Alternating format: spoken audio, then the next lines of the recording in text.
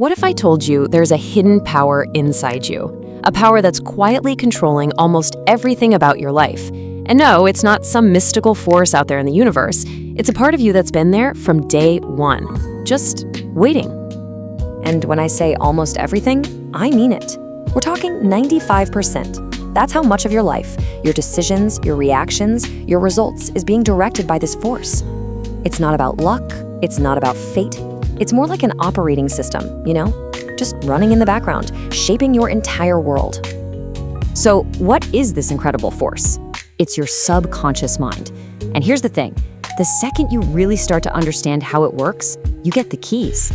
The keys to change pretty much anything in your life, in ways you probably can't even imagine right now.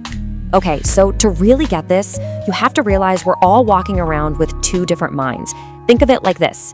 You've got the thinker, that's the voice you're aware of, and then you've got the autopilot, who's really flying the plane. And just look at this breakdown, it's kind of wild, right?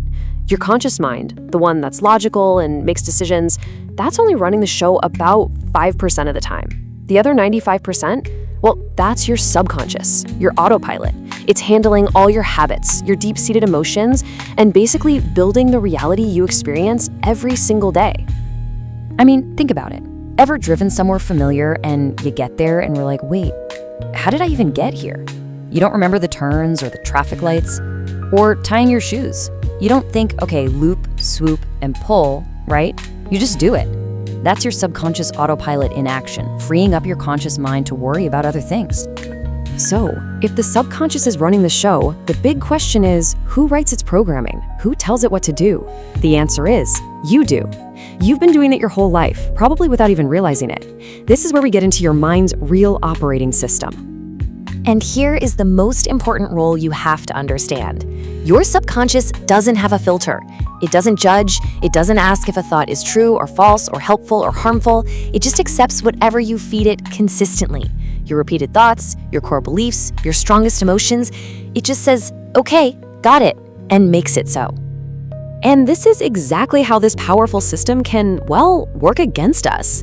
If you're constantly, day in and day out, thinking to yourself, I'm not good enough, or I'll never succeed, your subconscious doesn't argue with you. It takes that as a direct command and starts to wire your reality to match, influencing your actions and what you notice to make sure that belief comes true.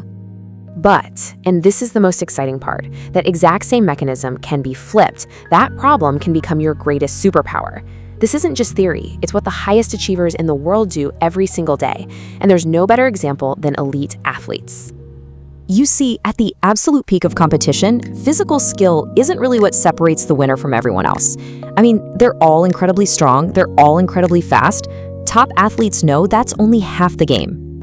They know the real game is won or lost up here, in the mind, way before they ever step onto the field or the court. That's why they are obsessed with mental training, actively and deliberately programming their subconscious for victory. And one of their most powerful tools is visualization. They don't just sit around hoping they'll win. No, they live the win in their minds first, over and over. They feel the grip on the bat. They hear the sounds of the crowd. They experience that incredible rush of victory, all before it actually happens. And look, this isn't just some fluffy, positive thinking mantra. This is actual neuroscience. Studies show that when you vividly imagine doing something, your brain fires the exact same neural pathways as when you're physically doing it. You're literally building a memory of an event that hasn't happened yet. This right here is the whole secret. This is everything.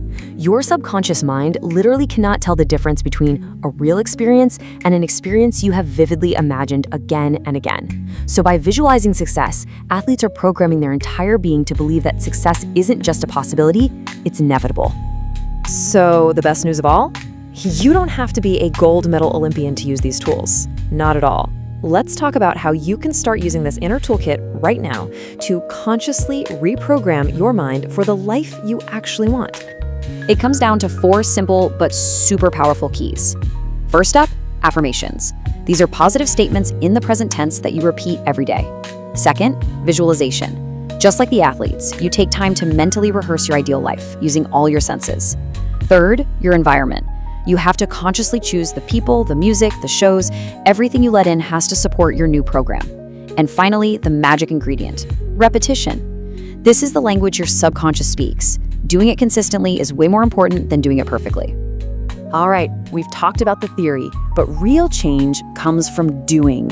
So instead of just talking about it anymore, let's just take a quick moment right now to actually put this into practice together. Think of this as your starting line. So wherever you are, as long as it's safe to do so, I want you to just gently close your eyes. Let's just plant a new seed right here, right now.